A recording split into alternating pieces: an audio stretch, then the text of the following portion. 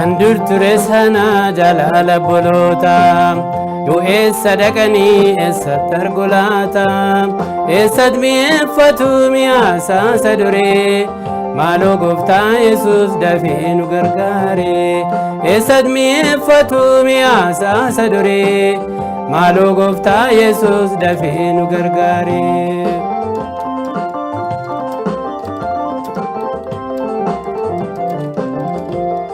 Jireenyi ni moofaanidha biyya lafaa keessaa yommuu ba'u lapheesaa qabataa jaalalli inni akka abiddaa boba'u jireenya isaa seenee isa keessatti ibsa ifni urjii baree hafuurri qulqulluun isarraa qulleessaa ture cubbuu duree kan dur ture sana jaalala boloota yoo eessa dhaqanii eessatti argu laata eessatti mi'eeffatu mi'aasaasa duree maaloo gooftaa Yesuus dafee nu gargaare eessatti mi'eeffatu mi'aasaasa duree maaloo gooftaa Yesuus dafee nu gargaare.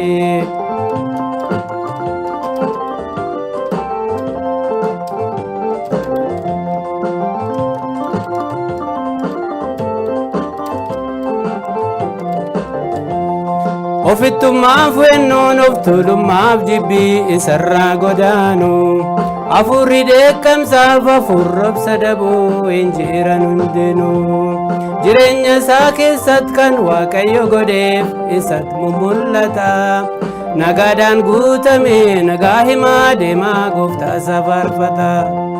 kan dur ture sana jaalala boloota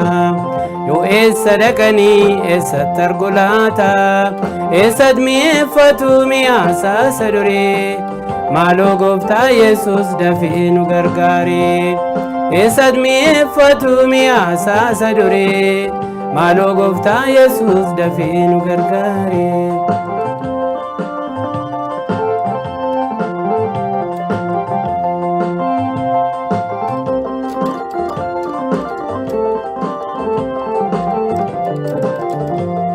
Xaxaan hojii diinaa jireenya kanarraa yommutti hiikkatu jaalala Yesuusiin obboloonni nagaa ho'aa wal gaafatu dhugaa dubbii gooftaan wal jajjabeessuudhaaf walitti iyyaafatu biyyuma jiranii maqaa wal waamuudhaaf noliifis kadhatu kan dur ture sana jaalala boloota yoo eessa dhaqanii eessatti argu laata eessatti mi'eeffatu mi'aasaasa duree maaloo gooftaa Yesuus dafee nu gargaare eessatti mi'eeffatu mi'aasaasa duree maaloo gooftaa Yesuus dafee nu gargaare.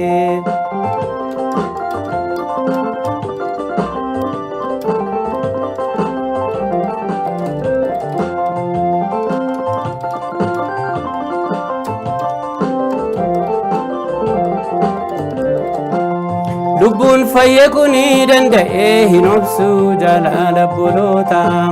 fayyina argate itti dhugaa ba'ee wajjin jajjabaata egaa meerre gooftaa jaalalli akkasi inni mi'eeffanne jaalala keessa naana toonu qoqqobne numaaf ol dadhabne kan dur ture sana jaalala boloota yoo eessa dhaqanii eessatti argu laata eessatti mi'eeffatu mi'aasaasa duree maaloo gooftaa Yesuus dafee nu gargaare eessatti mi'eeffatu mi'aasaasa duree maaloo gooftaa Yesuus dafee nu gargaare.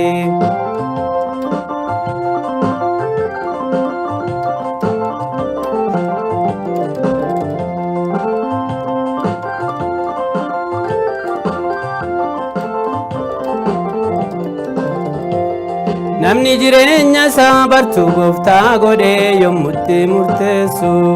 takkaatti yommuu hafuu jireenyi buburreen inni wal fakkeessu gaaf hundaa gammadaa namaaf nagaa qaba homaan qabu aarii